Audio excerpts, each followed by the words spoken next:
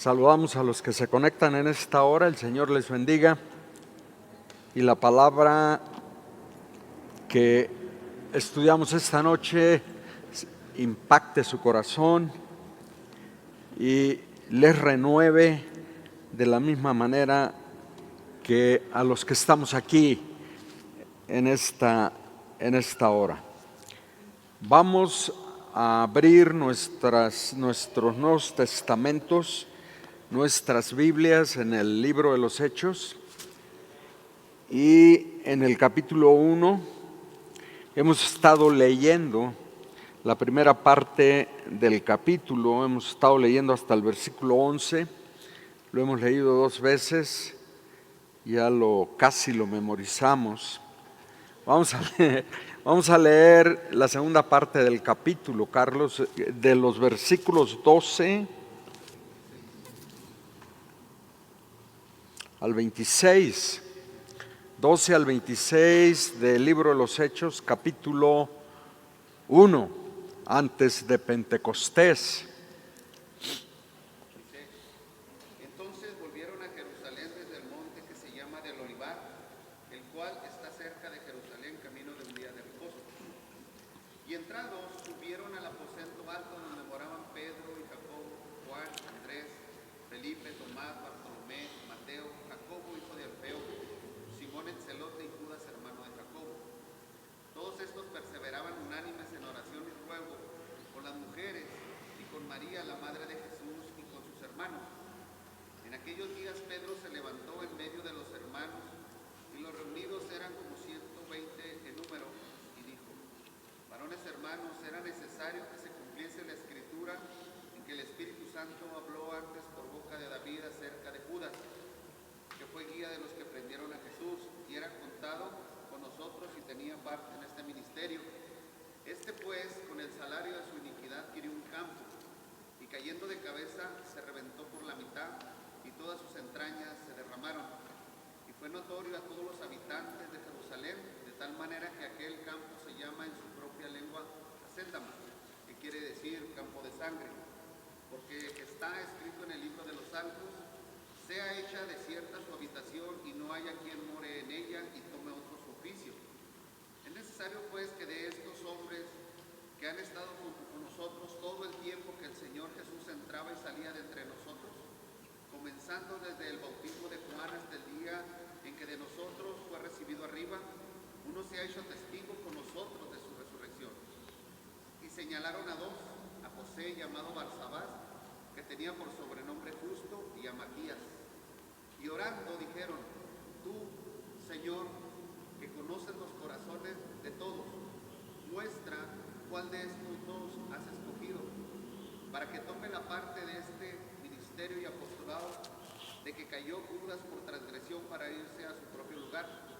Y les echaron suertes, y la suerte cayó sobre Matías, y fue contado con los 11 apóstoles. Aleluya. Vamos a orar. Padre, hemos leído tu palabra. Tu palabra es viva, poderosa. Y en esta hora, Señor, suplicamos que cumplas la promesa que nos has dejado.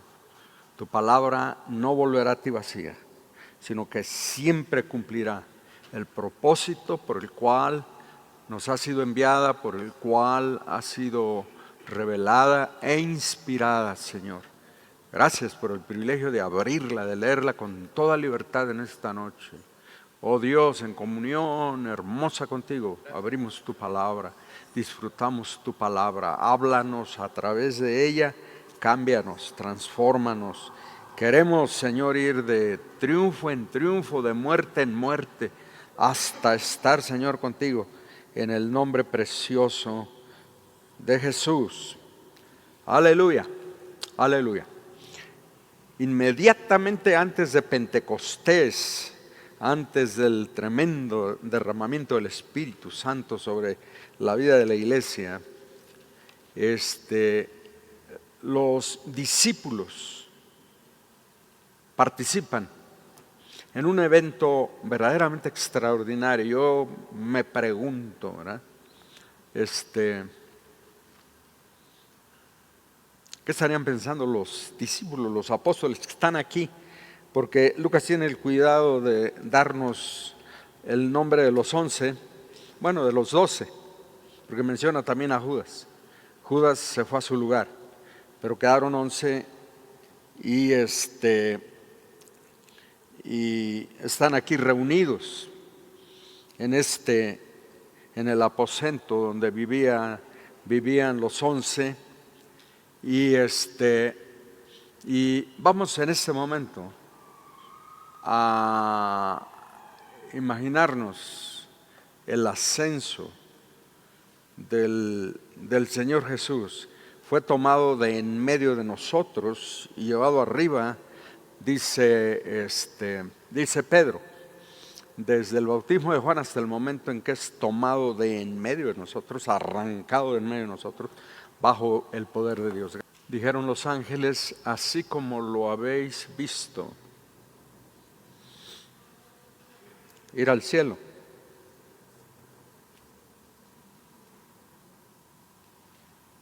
así volverá otra vez. Aleluya.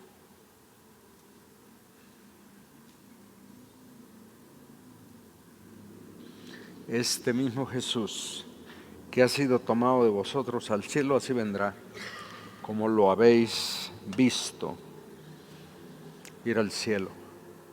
Aleluya. Y sabemos que está cerca. Alabado sea el Señor. Aleluya. Queremos identificar en este estudio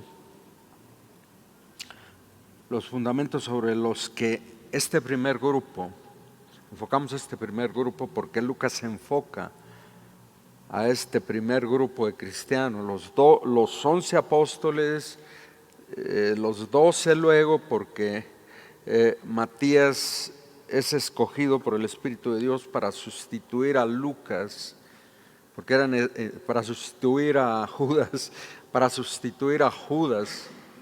porque era importante que estuvieran completos. Los apóstoles llegaron a esa conclusión.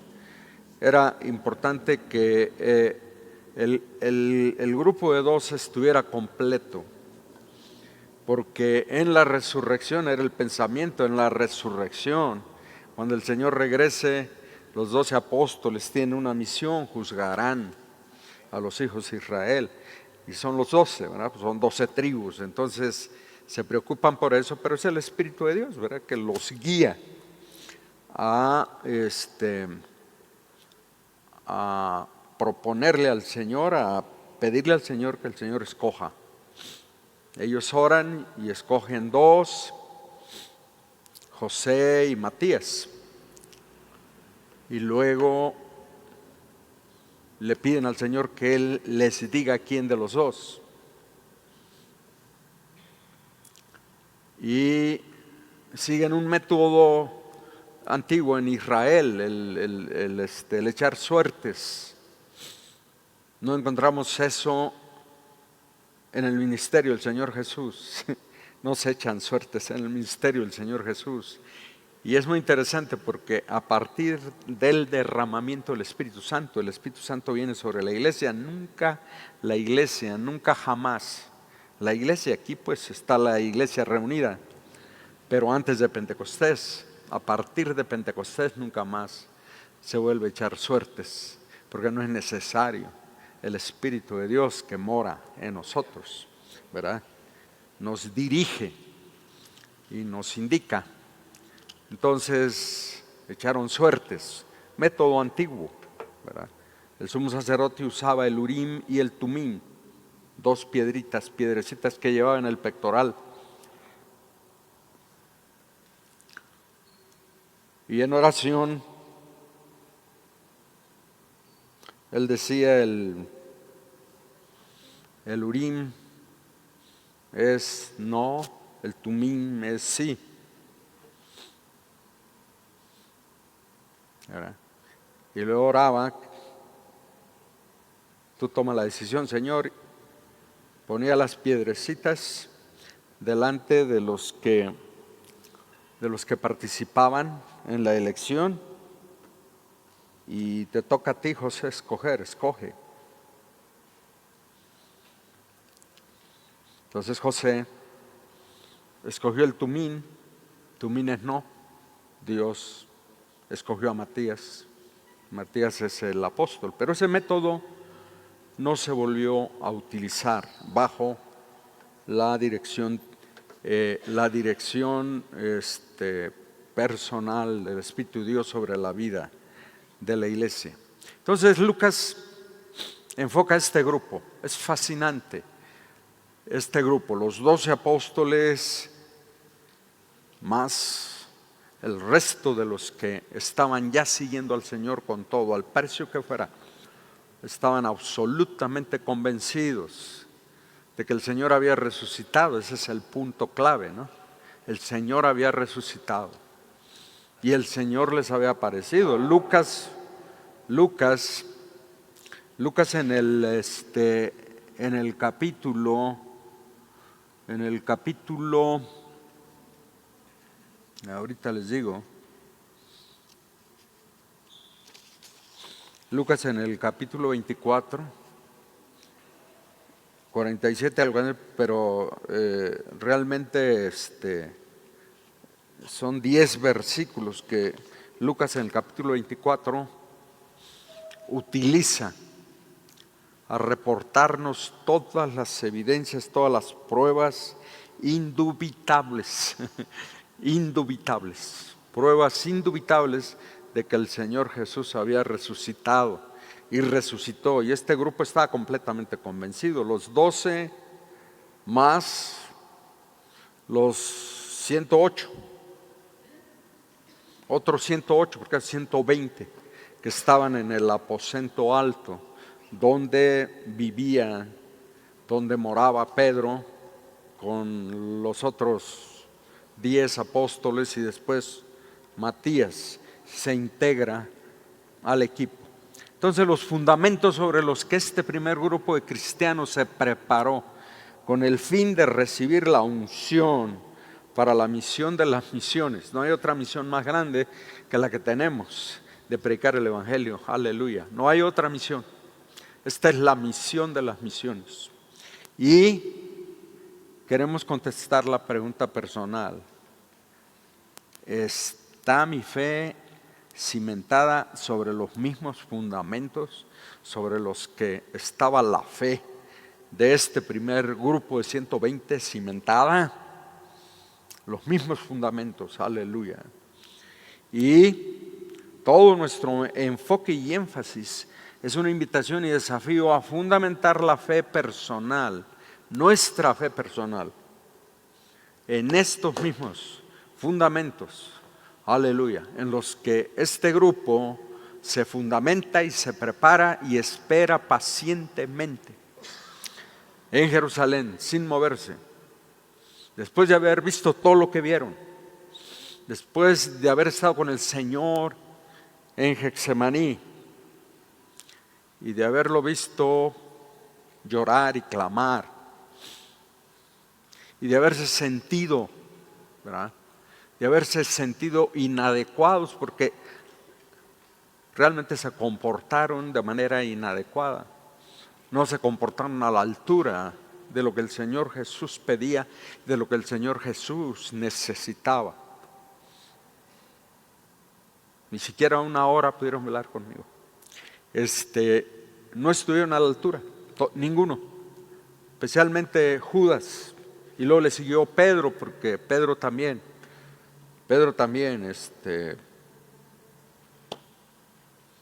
tenía mucho que arrepentirse después de esa primera noche, porque Pedro negó a su Señor. No es posible. Le acaba de decir: doy mi vida por ti. ¿Qué me pasó? ¿Verdad? ¿Nos pasa eso? ¿Qué me pasó? Negó 3 veces que conociera a su Señor. Y podemos ver, ¿verdad? Su vida está en peligro. Él pensó que su vida está en peligro. Y es lo que sucede con mucha frecuencia en situaciones de persecución, donde le dan a uno la alternativa de negar que conoce al Señor o morir. Y no todos escogen ¿verdad? No todos escogen morir. Entonces sí, tenemos que pensar en eso. No todos escogen morir. Y hay muchos que niegan al Señor. En la Hungría comunista, cuando Rusia tomó control después de la Segunda Guerra de Hungría, el poder, el gobierno ruso invasor que tomó el control, convocó a todos los cristianos a la plaza central de la capital de Budapest, los concentró allí y les dio la oportunidad a los que quisieran vivir de negar el Evangelio de Jesucristo.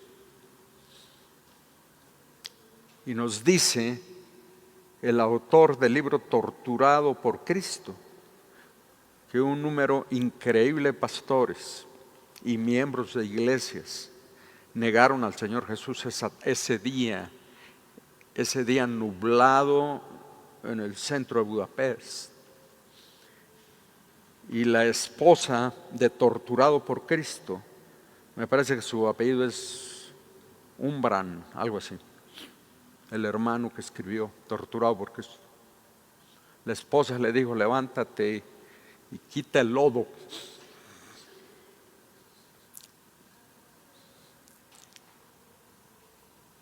Del rostro del Evangelio.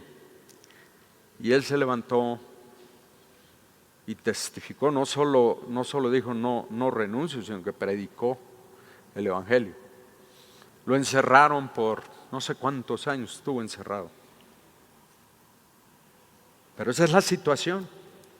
Entonces, este grupo está bajo una presión increíble.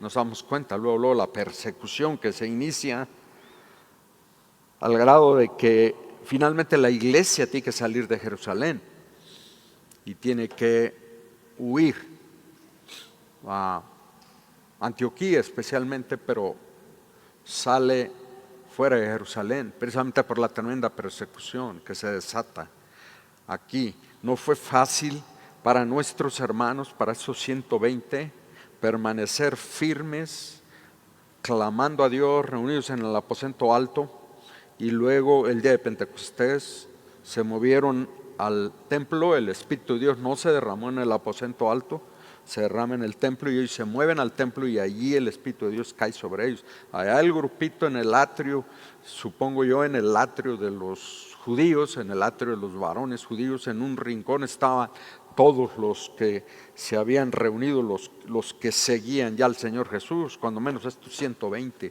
y vino el bautismo allí, pero eso lo vemos el próximo jueves. Es bien importante aquí en este punto, hermanos, que nos ubiquemos en lo que tiene que ver con el contenido del libro, con el bosquejo que analizamos el jueves pasado para no perdernos. Recordemos que Lucas aquí en su libro registra el avance de la misión de la iglesia en sus tres fases principales: desde Jerusalén, desde Judea y Samaria y hasta lo último de la tierra. Las tres fases que Lucas reporta y que utiliza para bosquejar el mensaje del libro de los Hechos. Entonces el libro está estructurado de esa manera, planeado así por Lucas, inspirado por el Espíritu Santo. Entonces seguimos esa estructura desde Jerusalén, capítulo 1, versículo 1 al 8:4, es la misión en Jerusalén. En Judea y Samaria del 8:5 al 12:23, y hasta lo último de la tierra, de 13:1 al capítulo 28, hasta lo último de la tierra, hasta donde cubre Lucas, hasta Roma. sin dejar de mencionar la intención de Pablo de llegar hasta España, pero él no cubre esa parte del ministerio de Pablo. Entonces, en el capítulo 1 que enfocamos ahorita, este primer grupo de cristianos se prepara para recibir la unción para la misión, porque el Señor les dice en 1:8, no se vayan de Jerusalén hasta que hayan recibido. Estaban ansiosos por hacer algo, pero se tienen que esperar, se tienen que disciplinar. Y no se vayan de Jerusalén hasta que haya venido sobre ustedes, se haya cumplido sobre ustedes la promesa del Padre, la promesa de la venida del Espíritu Santo, porque no os dejaré huérfanos, enviaré a un consolador que vendrá y les recordará a ustedes todas las cosas y los acompañará en todo lo que hagan. Por eso el libro de los Hechos es realmente el libro de los Hechos del Espíritu de Dios a través de los primeros discípulos del Señor Jesús. Aleluya.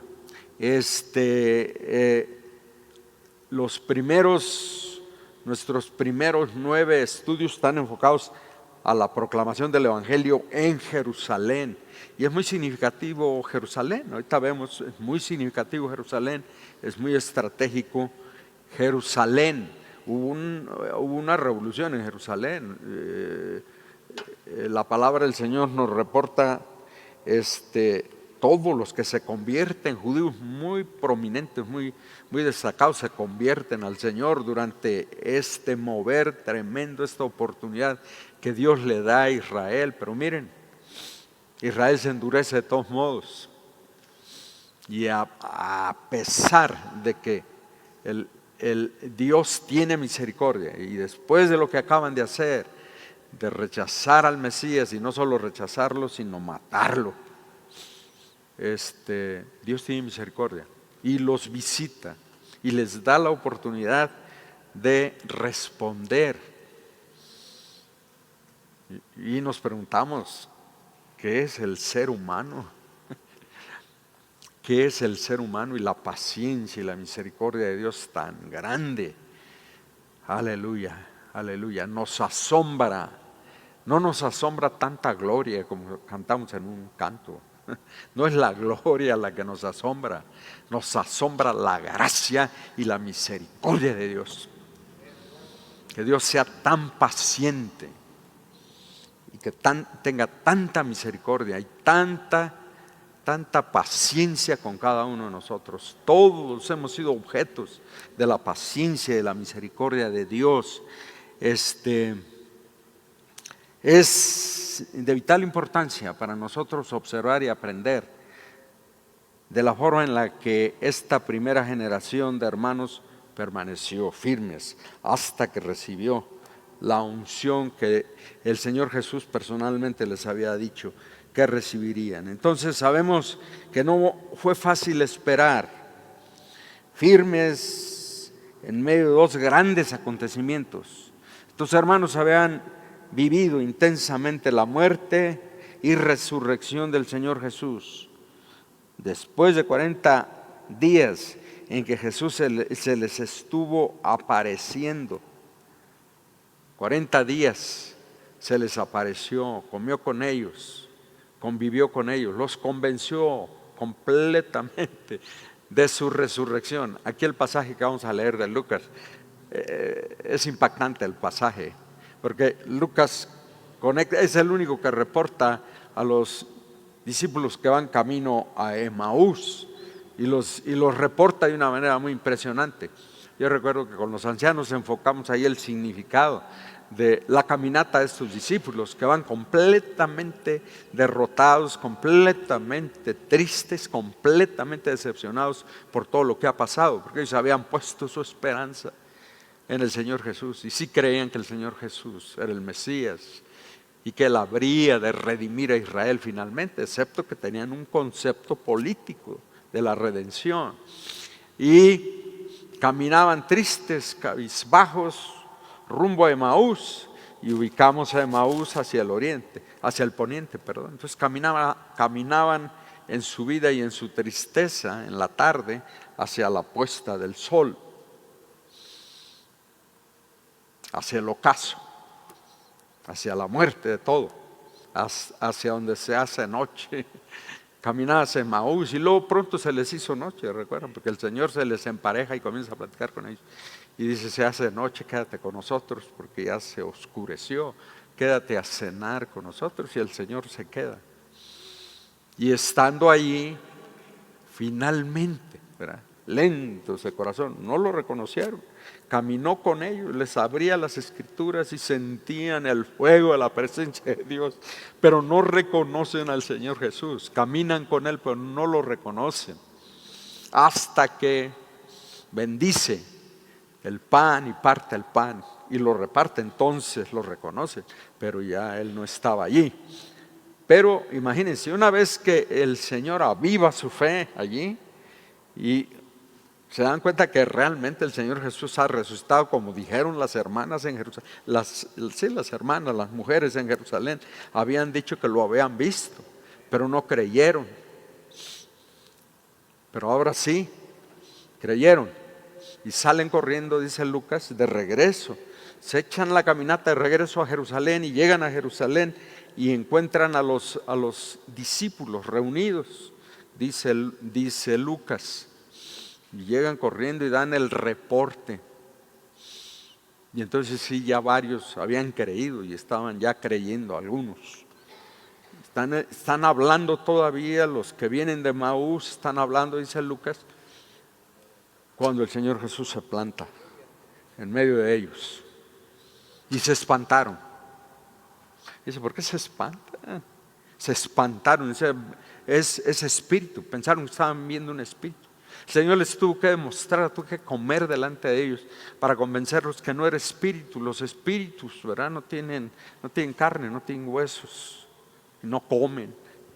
Y Él tiene algo que comer. Le dieron un pedazo de pescado que tenían ahí asado y un poquito de un panal, un pedazo de panal de miel, y comió delante de ellos. Si todo lo que tiene que hacer el Señor para que creamos, verdaderamente somos lentos, incrédulos y lentos de corazón, como me dijo a mí el Señor hace un tiempecito. Incrédulo, lento de corazón. Ya es lo que somos, y qué vergüenza, qué vergüenza. Pero así somos, y Dios nos ama y nos tiene paciencia. Aleluya. Su paciencia no tiene fin. Aleluya. Entonces, después de 40 días en que Jesús se les estuvo apareciendo y comió con ellos, ahora los lleva al monte de los olivos. Van hasta Galilea, ¿recuerdan? Van hasta Galilea, los comisiona en Galilea. Allá en Galilea, me verán en Galilea, van a Galilea, allá se encuentra con ellos, los comisiona y luego los cita en el monte de los olivos. Lucas dice que es en el monte del Olivar, en el monte de los olivos, y los trae de regreso. Dura la caminata, los hizo caminar para que aprendan a creer. Esa caminata no era cualquier cosa. Yo quisiera que nos la echáramos caminando de Jerusalén a Galilea, a Nazaret, ¿verdad? Una caminata de Jerusalén a Galilea, ¿verdad? En la resurrección del Señor, aquí que vimos la escena esta, pasan una noche en el camino. Es difícil la caminata y los hizo ir hasta Galilea y luego los trajo de regreso a Jerusalén, otra caminata de regreso. Y luego se despide de ellos y tienen esta experiencia extraordinaria, Monte de los Olivos, y ahí se despide de ellos de la manera más espectacular e inesperada. Es literalmente arrebatado por el Padre de en medio de ellos. Yo así me imagino una cosa extraordinaria. No se va ahí, se va despidiendo. Yo creo, ¡bum! Ese es el poder de Dios. y así aparecerá en las nubes otra vez. Aleluya. Y nos arrebatará. Dos moliendo en un molinillo, la una será tomada y la otra será dejada. Boom, boom, boom, boom. El arrebatamiento de la iglesia. Así será.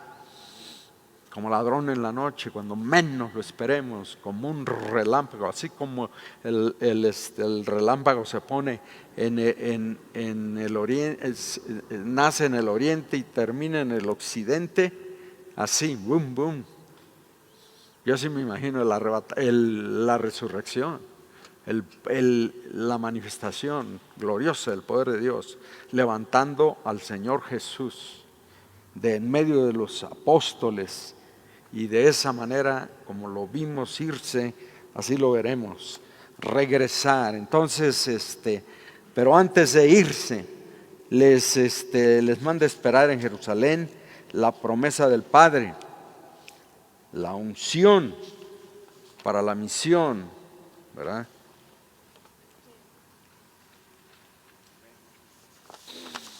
Nos preguntamos, ¿qué los mantuvo firmes y preparados para recibir el poder de Dios?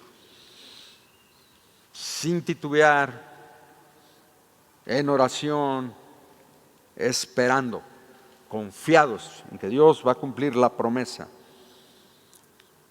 con muchos deseos de irse, de comenzar a hablar, porque quieren hablar, es tremendo lo que han vivido, pero les falta el poder. Y entonces se mantuvieron fieles, firmes. ¿Qué los mantuvo gozosos, confiados, esperando el cumplimiento de la promesa del Señor? Primero, ¿verdad? Primero,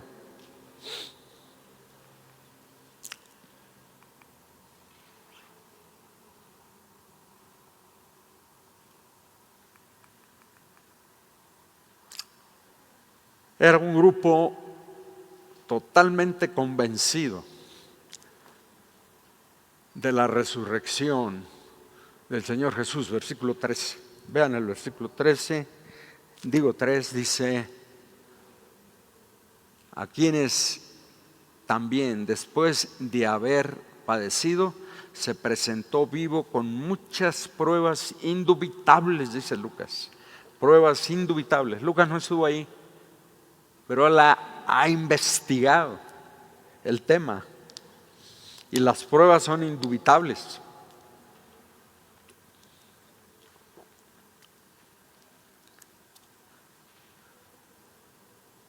Esta es una de las pruebas que siempre citamos, ¿verdad? Con las que se prueba lo genuino del ministerio del Señor Jesús, de su sacrificio y de su resurrección. Nadie hubiera arriesgado su vida así como la arriesgaron estos 120, porque no son nada más los 12, son 120.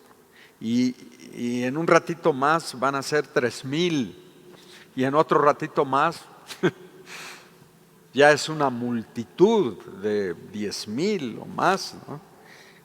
Que completamente se entregan al Señor en Jerusalén. Nadie hubiera arriesgado su vida, de los 12 apóstoles, arriesgar su vida sobre algo, en relación con algo de lo que no estaban totalmente seguros. ¿Resucitaría el Señor realmente? ¿Será el Señor? Nadie lo hubiera hecho. Y ese es el argumento que siempre se cita. ¿Quién en su juicio cabal, arriesgaría su vida sobre algo de lo que dicen, me dijeron, ¿verdad? Creo que, no, estaban 100% seguros, estos hombres y estas mujeres, absolutamente seguros de que el Señor Jesús, que caminó con ellos y que les enseñó y que caminó con ellos 3 años y que fue su maestro y fue su Señor, es el que está aquí con nosotros. Y hemos visto sus heridas y Tomás tuvo la oportunidad de poner su dedo ahí, pero en vez de ponerlo, cayó de rodillas. Señor mío y Dios mío, perdóname por la incredulidad, porque no creeré si no pongo mi dedo en sus heridas. Y dijiste eso, aquí estoy, pon tu dedo en las heridas. Esa es la situación. Entonces, es un grupo totalmente convencido de la resurrección del Señor Jesús. Contaba con todas las pruebas de la autenticidad de la resurrección. Perdonen ahí. El Señor, como dice Lucas 24, vamos a leer ese pasaje, es extraordinario. Lucas 24, 36 al 49, ¿alguien lo quiere leer? Lucas, y tomemos en cuenta que se encuentra en el contexto de los discípulos que iban en el camino a Emaús. 24, 36. Sí, Paco.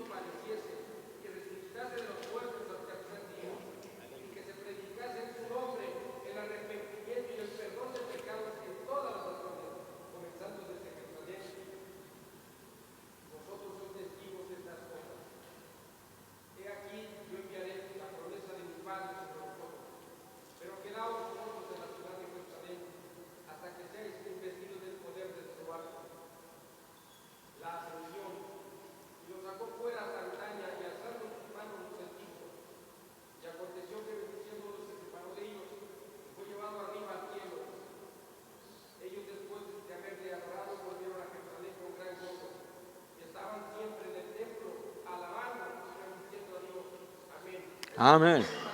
Aleluya. Claro. Amén. Así es. Aleluya, aleluya. Ese es Lucas. Y luego otra vez en el capítulo 1. O sea, Lucas. Extraordinario el reporte de Lucas. Entonces, el Señor se les presentó vivo y en persona. Les presentó pruebas indubitables de acuerdo con lo que acabamos de leer. Allá en el Evangelio de Lucas, o Lucas allá en su Evangelio menciona toda una serie que leímos ahorita de prueba una serie fascinante de pruebas que no se pueden refutar. Permaneció con ellos 40 días después de la resurrección, no un día, no una semana, ni siquiera un mes. Fueron 40 días durante los cuales convivió con ellos. Aleluya.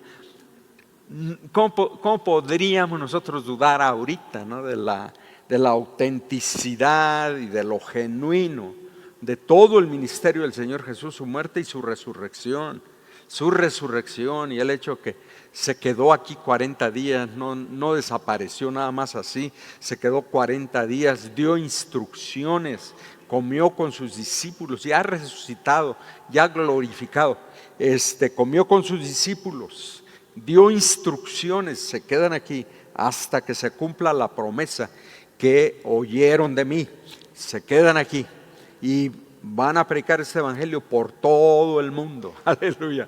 Van a predicar este evangelio. Y he aquí, yo estoy con vosotros todos los días hasta que regrese por mi iglesia. Aleluya. Entonces, cada vez que abrimos la boca y anunciamos el evangelio, el Señor está con nosotros. Así como Él prometió. Al pie de la letra, como Él prometió. Entonces, la seguridad de la resurrección del Señor es fundamental para todo lo que es nuestra experiencia con Él. De esta seguridad depende todo lo demás. Creer que resucitó quiere decir que creemos que Él es el Cristo. La única, eso es lo que significa, la única solución de Dios a todos los dilemas del ser humano es Jesucristo. No hay otra respuesta, no hay otra solución excepto Cristo. Creer que resucitó es creer en todo lo que Él dijo y que no hay salvación para el hombre fuera de Él. Solo en Cristo hay salvación. No hay salvación excepto en Cristo. Mientras nosotros no tengamos esta seguridad, jamás podremos estar firmes en nuestra fe. Lo interesante es que las pruebas inevitables que se les presentan a ellos son las mismas que ahora se nos presentan a nosotros. Entonces, ¿cómo es posible la apostasía cuando escuchamos a tanta gente que dice, no, yo ya no creo, que esto no es verdad, esto es falso, todo el evangelio es falso? Estamos escuchando eso con tanta frecuencia y se van. Por eso el Espíritu de Dios lo repite a través de Lucas tanto y lo deja escrito. Este es el primer fundamento sobre el que los discípulos esperan. Aleluya. Esperan firmemente, están convencidos de la resurrección del Señor Jesús. Pero también, no solo eso, también era un grupo comisionado personalmente por el Señor, un grupo comisionado personalmente por el Señor. Versículo 2, hasta el día en que fue recibido arriba, después de haber dado mandamiento por el Espíritu Santo a los apóstoles que había escogido. Aleluya. Y después de haberlos convencido de su resurrección, los abanderó de por vida con una misión, con un propósito que dio sentido a sus vidas desde ese momento y por toda la eternidad. La comisión es gloriosa, ya está en Lucas 24, 47 al 48, y predicarán este evangelio. La comisión se repite en Hechos 1:8. Aquí está otra vez la comisión en el versículo 8, tan famoso. Pero recibiréis poder cuando haya venido sobre vosotros el Espíritu Santo y me seréis testigos en Jerusalén, en toda Judea, en Samaria y hasta Australia, hasta lo último de la tierra, hasta lo último de la tierra. Los australianos, hemos comentado mucho eso, ¿verdad? Ellos se consideran los confines de la tierra, ellos son lo último de la tierra. Por eso desde los confines de la tierra te alabarán los pueblos. Aleluya. Desde los confines de la tierra te alabarán los pueblos. Y ahí está el mensaje, la comisión del Señor Jesús. Y es claro que este grupo se cree y se siente comisionado porque permanecen juntos orando y esperando las indicaciones directas del Señor. Además del sentido de pertenencia que la comisión comunica a este grupo de cristianos, el Señor comparte con ellos la estrategia. Aquí está la estrategia en la comisión, la estrategia del avance del evangelio. Desde Jerusalén, me seréis testigos en Jerusalén, y luego en toda Judea y Samaria. Y ahí la estrategia cambia un poquito en Samaria y luego cambia completamente hasta lo último de la tierra, porque la misión es a los gentiles. Aleluya, pero ya una probadita con los samaritanos. Ya la iglesia comienza a entender de lo que se trata. Y no es tan fácil, porque aún Pedro se confunde en Antioquía. Cuando el Señor les dijo en toda Judea, en Samaria. Pero cuando va a Antioquía todavía Pedro batalla. El único que no batalla nada es Pablo. Una vez que se convierte, no hay problema para él. Mis respetos para Pablo. Y aleluya. Él entiende de manera diáfana el Evangelio y sabe que el mensaje del Evangelio es para todos. Al judío primeramente, pero también al griego. Y por eso él cada vez que llega a algún lugar, como lo vamos a ir viendo en su recorrido, ¿no? Cada vez que llega a cualquier lugar, visita primero la sinagoga y les predica el Evangelio a los judíos. Ya que lo corren y lo quieren apedrear, en ocasiones se sacude el polvo y dice: me voy a los gentiles, porque finalmente a mí Dios me mandó a los gentiles. Esto de pasar y predicarles a ustedes primero es cortesía, porque a mí el Señor me mandó a los gentiles, soy apóstol a los gentiles. Y se va a los gentiles y se planta la iglesia entre los gentiles, próspera. Entonces comienza con Jerusalén. Esta es la estrategia espiritual de Dios. Comienza con Jerusalén. Jerusalén es el pueblo judío, la familia del Señor según la carne. Para nosotros representa nuestra propia gente, nuestro propio pueblo, nuestra propia familia inclusive. Es decir, la gente con la que compartimos la misma cultura.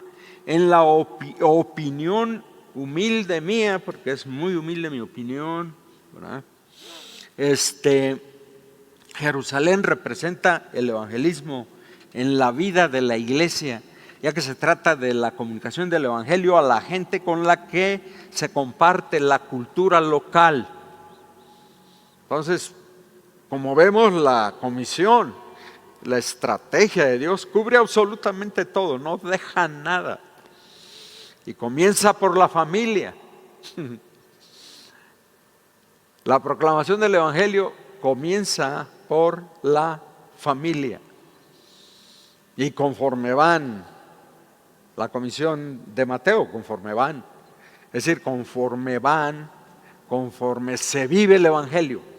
Eso es. Es decir, partimos en la proclamación del Evangelio dejando atrás un excelente testimonio en medio de nuestra familia. Ese es Pablo. Él va a los judíos, aunque le cueste la vida, va a los judíos primero, les predica el Evangelio. Y en no pocas ocasiones lo golpean, lo maltratan, lo dejan por muerto. Siempre los judíos detrás de él, persiguiéndolo, los judíos. Y le sigue predicando el Evangelio. La proclamación del Evangelio empieza por la casa. Vamos a dar un buen testimonio en la casa.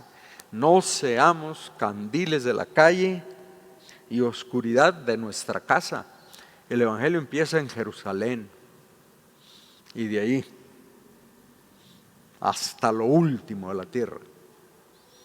No descuidemos jamás la casa. Quienes nos conocen, quienes nos aman, deben respaldarnos y deben dar testimonio, ¿verdad?, de que el Evangelio ha impactado nuestro corazón y nos ha transformado. Por eso las escuelas de teología, cuando los muchachos hacen, fuimos estudiantes, hicimos solicitudes, ¿verdad?, hace muchos años. Pues las escuelas, los seminarios, las universidades piden el testimonio de la iglesia local, que dé testimonio si realmente tenemos un llamado, ¿no? Entonces la iglesia tiene que testificar, y hasta la fecha, ¿verdad?, tenemos que dar una carta de recomendación, testificando que nos consta que este muchacho, esta hermana, ha sido impactada por el Evangelio y sí ha sido llamada, está conmovida, Dios la ha conmovido y la ha llamado a predicar el Evangelio. Entonces así empieza, por Jerusalén, y luego se sigue Judea y Samaria, toda Judea y Samaria. Esta es la estrategia del Señor Jesús. Esta no es estrategia que el Espíritu Santo haya revelado después a través de los apóstoles, no. Esto es lo que así parte en la predicación del Evangelio. Y predicarán, dice Lucas, el Señor Jesús a sus discípulos allí, todos aturdidos y confundidos y espantados, pensando que están viendo espíritu. Les dice, este Evangelio va a ser predicado, pero recibiréis poder, no se preocupen, van a ser empoderados por el Espíritu de Dios, pero este Evangelio tiene que ser predicado en Jerusalén, y luego en Judea y en Samaria. ¿Por qué Samaria? Porque Samaria está allí y Samaria es gentil. Él predicó el Evangelio en Samaria, Señor Jesús, ¿verdad? Le dijo a la mujer sirofenisa, el Hijo del Hombre no fue enviado, ¿verdad?, sino a los hijos de Israel. No puedo quitarle el pan a los hijos y dárselo a los perrillos. La estaba poniendo en prueba. Sabemos que el Señor Jesús jamás llamó a los gentiles perrillos, pero esa era la forma como los judíos llamaban a los gentiles, una prueba para ella. Dice, pero aún los perrillos, aún los perrillos, ¿verdad?, aprovechan las migajas que caen de la... Señora mujer, grande es tu fe. Se ha hecho como tu fe dicta. Aleluya. Gloria a Dios. Entonces, representa Samaria una misión mixta que sigue enfocando, aparte del pueblo judío, pero ya involucra a Samaria, que es otra cultura. En mi opinión, esto representaría la misión doméstica de la iglesia, la cual pues encarna Pablo. Pablo tiene esta misión, pero es la misión doméstica de la iglesia.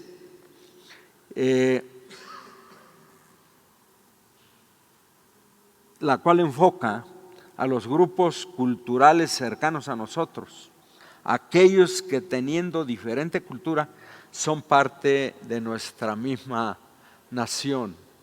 Nosotros tenemos muchísimos grupos que son connacionales, que son mexicanos, pero que tienen una cultura diferente, y tenemos la responsabilidad de predicar el Evangelio entre ellos.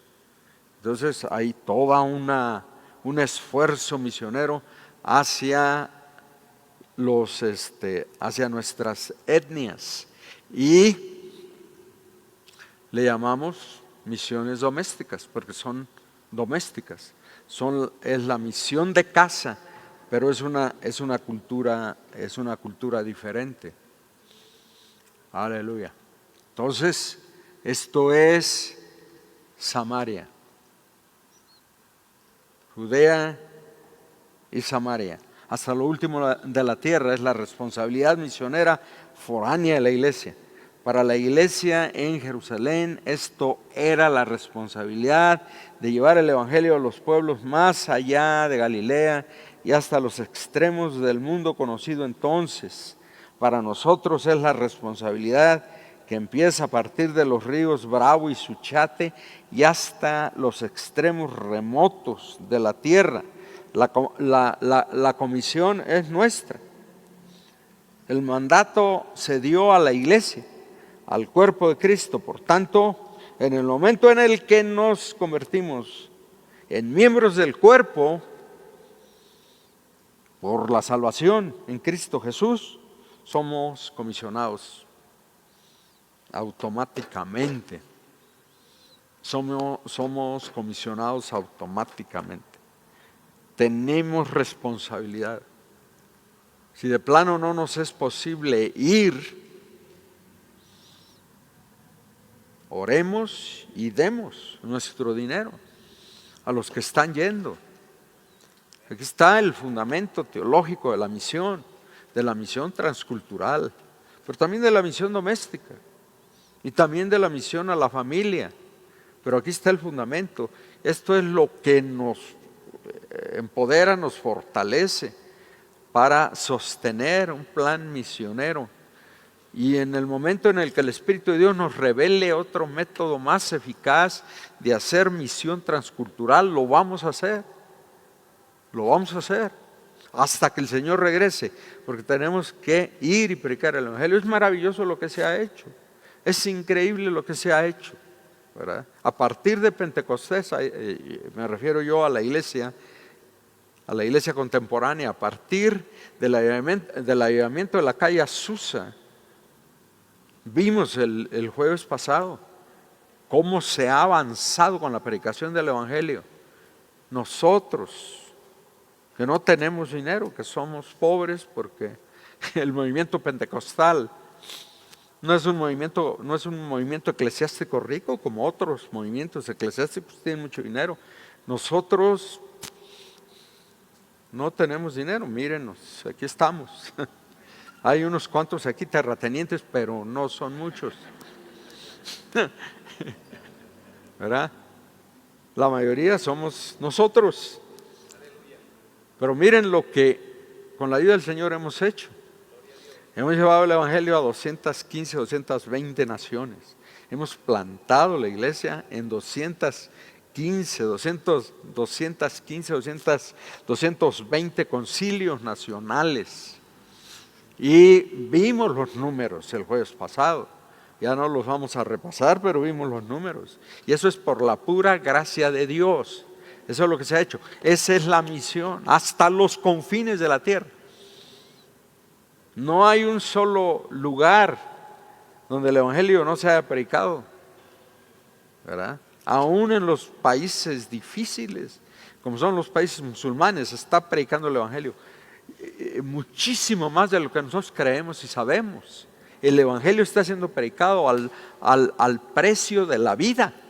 Los hermanos están muriendo predicando el Evangelio en los países musulmanes, pero el Evangelio se está predicando y todos estos musulmanes asesinos que matan a los cristianos están escuchando el Evangelio y no tendrán excusa, pero no es lo que queremos que se conviertan, porque Dios les ama.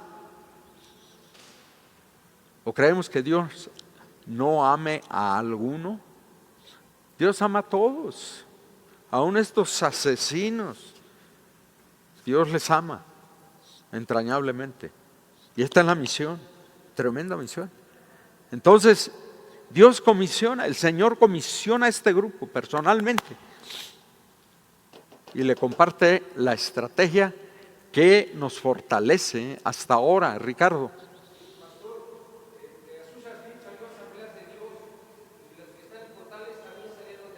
Claro, así es. Sí, fue un reguero de pólvora allá en Azusa y luego llegó aquí el Evangelio Pentecostal y de aquí otro reguero de pólvora y todos los grupos, que son muchos grupos pentecostales, de un tremendo avivamiento aquí salieron todos estos grupos, ¿verdad?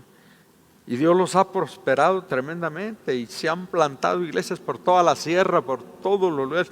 Yo me quedo maravillado cómo el Evangelio ha cundido en las partes montañosas del país, especialmente aquí Puebla, el centro. Estas iglesias pentecostales, ¿verdad? Que han proliferado, que han prosperado, predicando el Evangelio. Yo estaba en una ocasión allá en el pueblo de Alejandro II, que nunca será primero. ¿Verdad cómo se llama? Es que luego lo confundo con el nombre del pescado, no quiero. Huauchinango, ¿verdad? Huauchinango, y el pescado es guachinango, ¿verdad? Huauchinango. Ajá, con la U. Huauchinango. Puebla. Con un amigo que yo tenía, compañero mío, Gildardo Gallegos, pastor de una de las iglesias pentecostales ahí, que pertenecen a ese movimiento enorme por la sierra. Yo lo acompañé varias veces y fui a uno de sus aniversarios y fue toda una semana el aniversario. Y una predicación detrás de otra, todos los días, desde el amanecer hasta ya medianoche. Y así eran los aniversarios, se mataban becerros y eso para alimentar. Bajaba la gente de la sierra, la gente que pertenece a las misiones allá arriba. 40 obras tenía Gildardo en las montañas. Y bajan de la montaña, pero toneladas de gente. Y vienen a adorar al Señor aquí abajo y a comer también. Entonces hay que comer. Y todo el día están comiendo. Entonces es mucha comida. Es un festival espiritual y culinario. Tremendo, pero yo me quedo maravillado de cómo el Evangelio ha alcanzado hasta las cumbres de las montañas y la gente se ha convertido y conocen al Evangelio por todas partes, porque Dios es misericordioso y Dios es poderoso. Esta misión, así empezó allá en Jerusalén, el Señor Jesús en persona, comisionándonos a predicar el Evangelio. Tenemos la comisión personalmente, nos la dio el Señor personalmente. Y a este grupo de una manera muy especial. Pero Pablo dice, si así se conoció al Señor al principio y estos hermanos recibieron de la boca del Señor y de Él la comisión, ya no la recibimos así, pero es exactamente igual. No hay diferencia, dice Pablo, no hay diferencia. Si así le conocimos, dice Pablo, ya no le conocemos así. Le conocemos, además de que hemos tenido la experiencia personal con Él, es por fe. Y Él no nos comisionó como a ellos, pero nos ha comisionado espiritualmente. De todos modos, hemos escuchado su voz. Jehová nos habló en Horeb. Dios nos ha hablado. Aleluya. Y Pablo dice que es el mismo privilegio. Y tenemos el mismo privilegio. Aleluya. Entonces era un grupo que creía y se sometía a la palabra del Señor, además de haber sido comisionado personalmente. Creía y se sometía al Señor. Era un grupo que creía y se sometía a su palabra, al pie de la letra. Entonces, se trata de gente como nosotros, primero. Ellos también tienen dudas y las expresan. Por ejemplo, le hacen al Señor una pregunta que no correspondía a ellos hacer.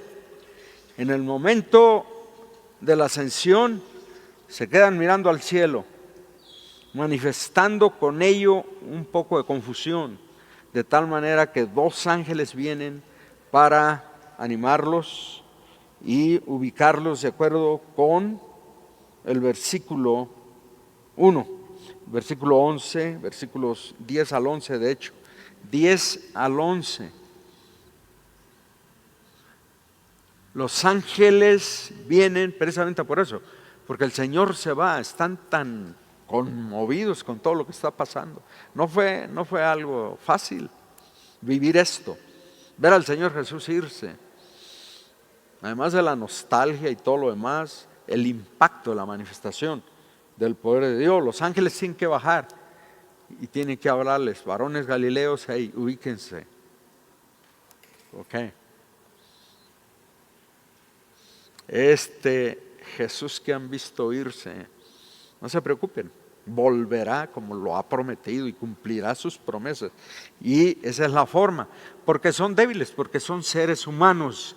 Entonces, sin embargo, cuando el Señor responde a la pregunta que le hacen, una pregunta que no les corresponde a ellos saber la respuesta, es una pregunta que no tenían que haber hecho, pero la hicieron.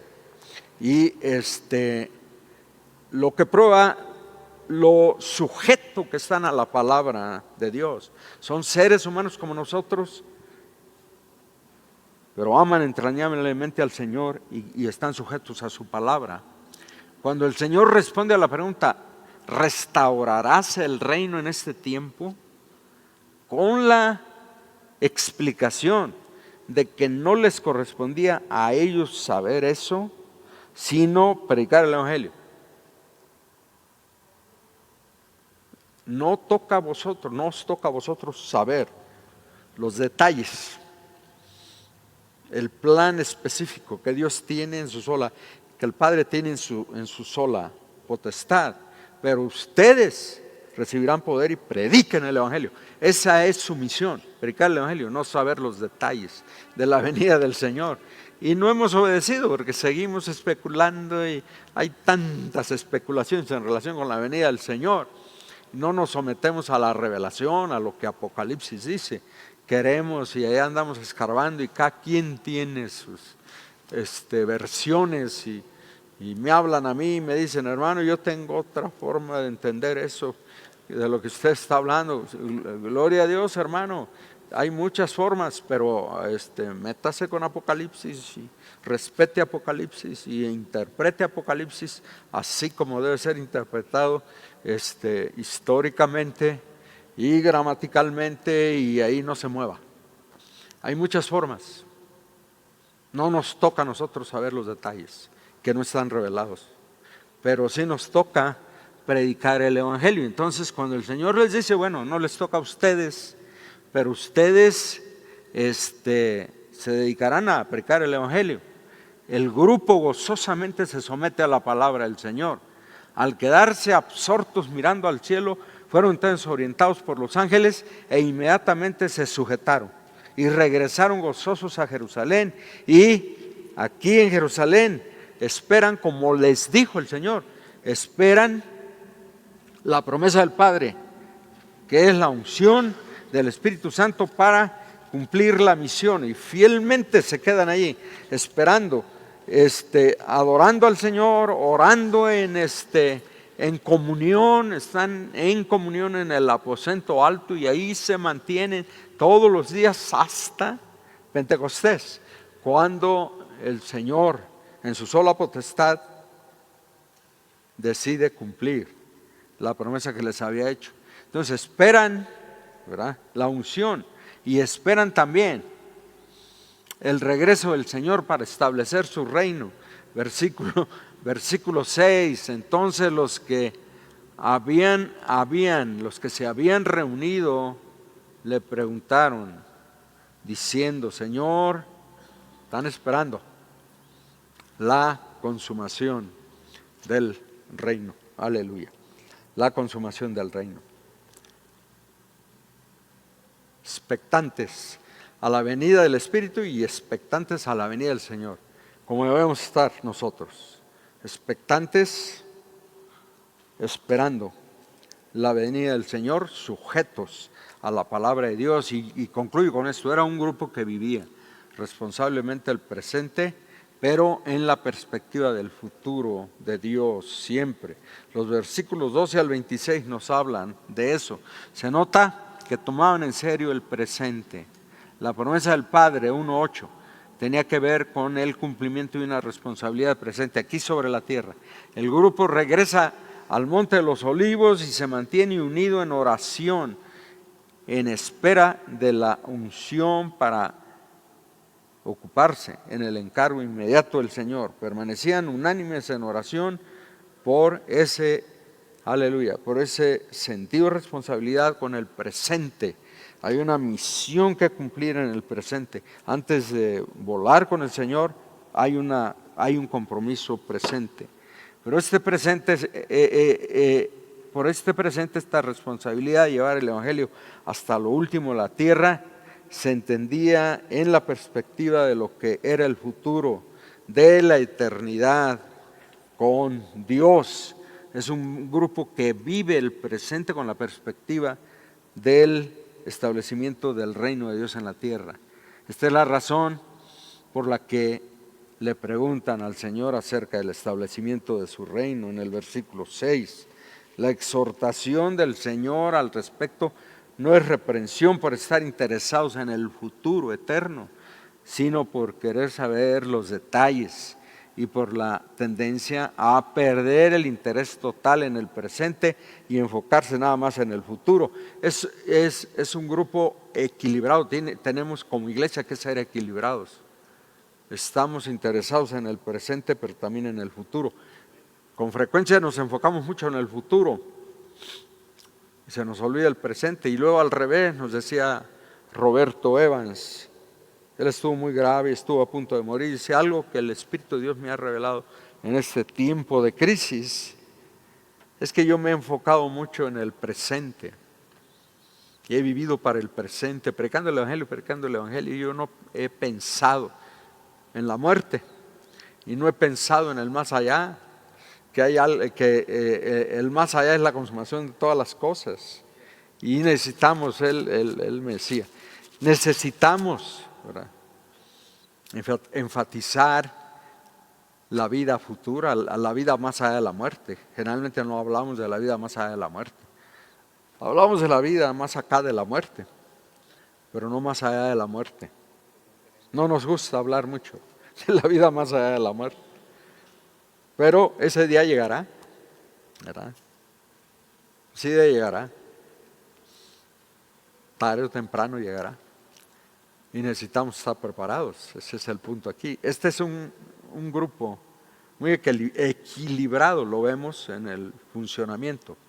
Interesadísimos en el más allá, pero interesados también en extender el Evangelio aquí sobre la tierra.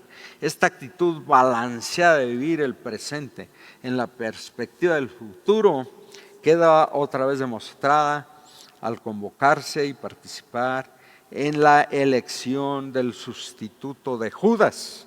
Aquí está el 1:15 al 26, la elección de Matías. El grupo entiende que en el día de la resurrección el cuerpo apostólico de 12 hombres deberá estar completo, porque ellos juzgarán a las 12 tribus de Israel en aquel día. Así lo dice Mateo 19:28 y Apocalipsis 21:14. Los apóstoles juzgarán a Israel y juzgarán las 12 tribus. El énfasis en la palabra es: juzgarán las 12 tribus. No juzgarán a Israel, sino juzgarán a las 12 tribus, una por una. Y los apóstoles tienen una función aquí. Entonces la iglesia se preocupa por eso. Y dice: vamos a completar el grupo. Y Judas había caído de su lugar por transgresión y el grupo estaba incompleto. Guiados por el Espíritu Santo, claro, y a través del procedimiento que se seguía en Israel en aquellos días, se elige a Matías. El cuerpo apostólico queda listo para el día de la resurrección. En concreto, el principio consiste en vivir el presente en la perspectiva del futuro. Amén. Fundamento de fe que necesitamos aprender, ¿verdad? Esos son los fundamentos de este grupo. Es un grupo muy especial. Estos hermanos que nos representaron entonces y que son nuestros antepasados y que son, ¿verdad?, los receptores originales de todas estas cosas. Aleluya. Nos dejaron aquí, como lo decimos, la fe en el Señor Jesús y la obediencia firme a su palabra es la marca de este grupo de 120 primeros creyentes.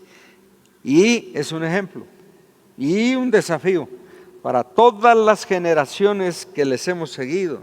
Y seguirá siendo el blanco de nuestro supremo llamamiento hasta que el Señor Jesús regrese. Aleluya. Aleluya por su iglesia.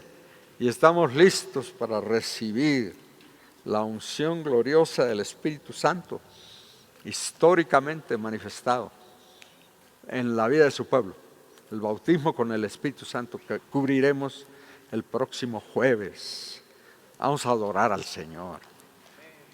Yo tengo mucha gratitud con el Señor. Qué bueno ha sido el Señor con todos nosotros. Aleluya. Cuánta bendición nos ha dado y cómo nos tiene, ¿verdad? Cubiertos con su gracia y su misericordia, preparados en nuestro corazón para el momento en el que Él nos llame a su presencia, preparados para dar cuenta de la fe, donde quiera que se nos exija dar cuenta. Y aunque no se nos exija, es nuestra responsabilidad por donde quiera que vamos, ¿verdad? Hablemos del Evangelio. Aleluya, aleluya, aleluya. Y luego discipulemos. Aleluya. Gloria al Señor hasta que el Señor nos llame a su presencia. Aleluya. Sí. Aleluya. Gloria a su nombre. Adoremos al Señor. Aleluya. Padre, tú sabes que no tenemos palabras adecuadas para darte gracias por todo lo que tú has hecho por nosotros, Señor. Aleluya. Por el privilegio tremendo que tenemos de ser tu iglesia aquí sobre la tierra en estos días, Señor, tan especiales. Te damos gracias por el tremendo testimonio de nuestros hermanos de los 120, Señor, que se congregaron allá en el aposento alto y sobre los cuales derramaste la promesa eterna que nos hiciste desde antes de la fundación del mundo. Y ellos recibieron, pero nosotros la hemos recibido de la misma manera, y eso es tu gracia y tu misericordia, porque no hay diferencia entre ellos y nosotros. Somos iguales y nos amas igual. Y el poder que cayó sobre ellos es el que cae sobre nosotros todos los días, sin ninguna diferencia. Y esa es tu misericordia, esa es tu gracia, y te adoramos. Tu iglesia reunida aquí en esta hora te adora, y se rinde delante de ti, se quebranta delante de ti, y te reconoce, Señor, como nuestro Dios. Bendito Padre Celestial, revelado en Jesucristo. No hay Dios fuera de ti, tú eres Dios, y solo tú eres Dios, y solo tú salvas a través de tu Hijo Jesucristo. Aleluya, aleluya. Te adoramos, Señor. Bendícenos como tu iglesia, danos la fortaleza y el denuedo que necesitamos, Señor, para seguir siéndote fiel en medio de toda esta situación difícil, hasta el momento en que nos llames a tu presencia, hasta el momento en que cierres nuestros ojos aquí sobre la tierra. Sabemos que los abriremos en tu presencia para vivir contigo por los siglos de los siglos. Aleluya. Amén, amén, amén, amén, amén. Seamos bendecidos. Aleluya.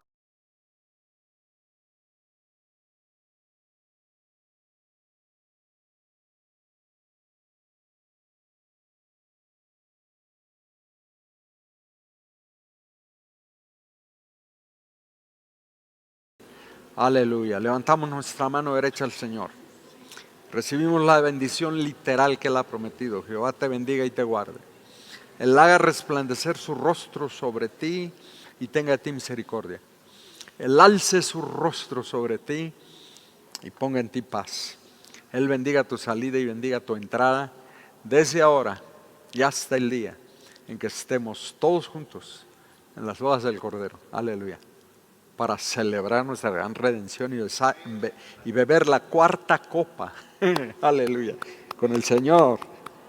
Shalom, la paz de Dios. Abrace a todos. No se vaya nada más así.